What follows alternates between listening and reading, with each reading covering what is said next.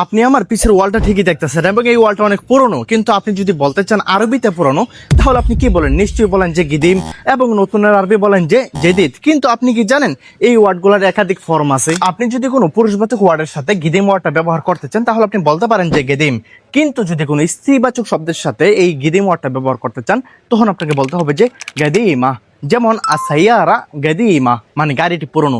আমি এইভাবে বললে হবে না যে আসাইয়ারা গেদিম। এবং যখন আপনি নতুন ওয়ার্ডটার জন্য জেদিদ ওয়ার্ডটা ব্যবহার করেন, এটার জন্য ঠিক একই অবস্থা, আসাইয়ারা জাদিদা, আসাইয়ারা জাদিদা। এখানে যদি আপনি অন্য একটা ওয়ার্ড ব্যবহার করতেন, যেমন আশারা, শারা মানে হচ্ছে রাস্তা, এটা পুরুষবাচক ওয়ার্ড, তখন আপনি বলতে পারতেন যে আশারা জাদিদ অথবা শারা গদিম। তাহলে কি বোঝা গেল? পুরুষবাচক শব্দের সাথে পুরুষবাচক ফর্ম এবং স্ত্রীবাচক শব্দের সাথে স্ত্রীবাচক ফর্ম ব্যবহার করতে হয়, এবং আরবি ভাষার প্রত্যেকটা ওয়ার্ডের পুরুষবাচক এবং স্ত্রীবাচক রূপ হয়। আর আপনি যদি এমন পুরুষবাচক, স্ত্রীবাচক, একবচন, বহুবচন, অতীত, বর্তমান, ভবিষ্যৎ এই সকল বিষয়গুলো মেনটেন করে আরবিতে সঠিকভাবে কথা বলতে চান, ঠিক লোকাল আরবিয়ানদের মতো করে কথা বলতে চান, তাহলে আপনি আমার আঞ্চলিক আরবির বেসিক টু অ্যাডভান্স কোর্সটাতে ভর্তি হয়ে যেতে পারেন। এই কোর্সের 30টি ক্লাসে আপনি আঞ্চলিক আরবির ব্যাকরণ থেকে শুরু করে সকল ধরনের প্রয়োজনীয় শব্দবাক্য শিখে যেতে পারবেন। কোর্সে ভর্তি হতে চাইলে নিচে দেওয়া হোয়াটসঅ্যাপ নাম্বারে SMS করতে পারেন, এবং ভিডিওটি ভালো লাগলে ভিডিওটি লাইক করে ভিডিওটি শেয়ার করে দিবেন।